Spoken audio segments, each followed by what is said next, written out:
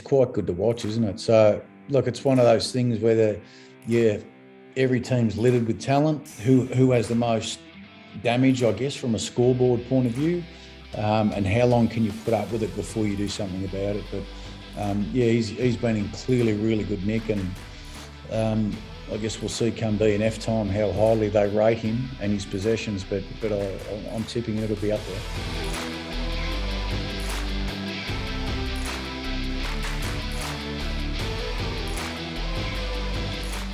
The Dogs and Essendon. Obviously, the Dogs got the job done quite easily in the end. Obviously, the Bulldogs have had a rough run coming into the finals. Several key players not playing too well, some injuries. Do you feel as if they are rediscovering their form? Well, if you ever wanted to see what the Dogs' DNA was, you look at their second half, and the numbers that got spat out were, and I'll just read these to you, which is significant, is plus 34 contested, plus 40 ground ball, plus 18 hard ball, and plus 10 clearance. And that's just the Dogs to a T. We know the guns who they've got in the middle. The second half, 8 goals, 3 to 5 behinds. I mean, to keep Essendon to 0 goals. Yes, they hit the post a few times, but I think you look at that second half, they really amped their pressure up. You could see it. The first quarter they were off a little bit, minus 10 tackle, and their pressure was down. Then they started to ramp it up, and you could see them getting their game going. And 14 of those Essendon players, that's their first final, so they'll be well rehearsed in terms of their learnings and what Rutten could take out of it. But as far as the year that Essendon has had, you would probably go into that game thinking that the Dogs should get that game done, but the margin's a different thing. But you'd expect the Bulldogs to win, and clearly their second half they were able to get their game going. They were inside their field position. Norton, clearly they miss Bruce in terms of what he's able to do there, but Libba, Treloar, Bond, Smith, Dunkley, their midfield brigade is as good as any. Do you think they can win the flag without Josh Bruce? Obviously, that's when their form started to struggle. It seems as if they, I guess, having the twin targets up there, it sort of means that one of them can get off the leash a bit more easy, and they can also make more contests, because they're both, especially Josh Bruce, who's, as you would remember at St Kilda, crashed the packs quite brilliantly. Do you feel as if Bruce is a pretty important loss to them? Yeah, significant. I would think there'd be not a harder working forward than Brucey in the game.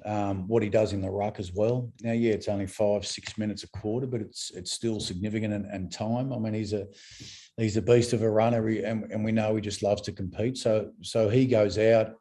And then it's Martin's not playing, Stephen Martin. So Shaki comes in and he kicked 2 on the weekend. English kicked 2, 4 shots.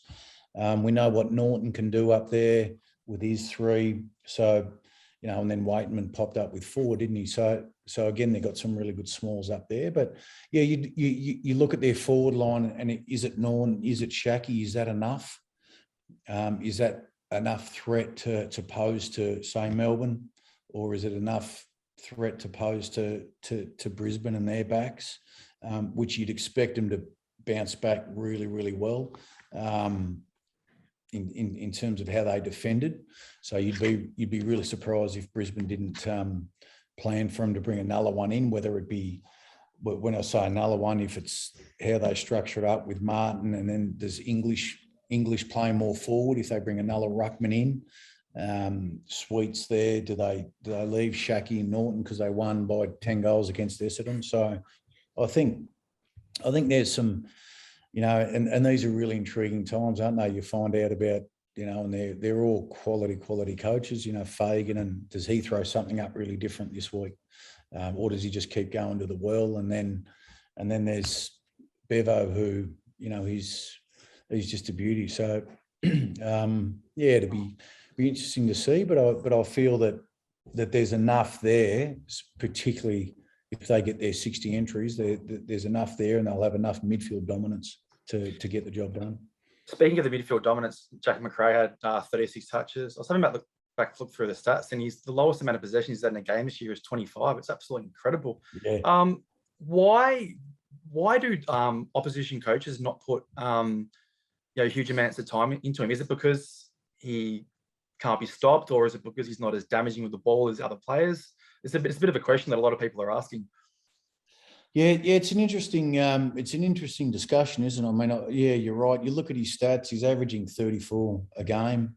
It's 75% disposal, and he's 7 clearances, 5 inside 50s, 13 contested possessions a game. He's only averaging but it's 2 scoring involvements a game.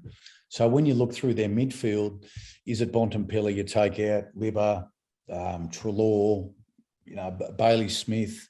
Wingers are quite difficult to tag because you rely on your own system, but his numbers just stack up so well, don't they? 7 clearances a game, 6 tackles. He's doing everything in the game, and his decision making in Nous is quite good to watch, isn't it? So look, it's one of those things where every team's littered with talent. Who has the most damage, I guess, from a scoreboard point of view, and how long can you put up with it before you do something about it? But he's been in clearly really good nick, and I guess we'll see come B&F time how highly they rate him and his possessions. But I'm tipping it'll be up there.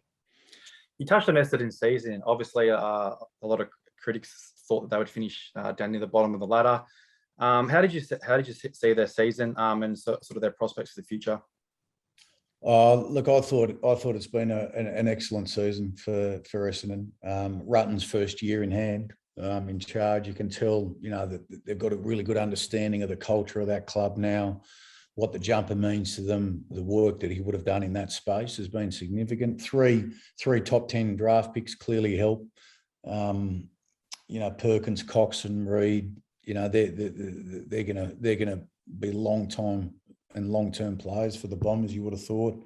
The emergence of Draper, I thought, even last year, 2 years ago, coming off a knee, we knew he was going to be a capable ruckman, but he's significant, isn't he? And then the All-Australians, Merritt, Parrish, Ridley, who's in outstanding form. They've found one in Hind from thanks to St Kilda, but I think all in all, they've got some really good talent in there. Tip and Woody didn't play, but I think it's been a really good year, and it's certainly been a pass mark to get to a final. Yes, they haven't won one in a while, but and the emergence of Stringer as well.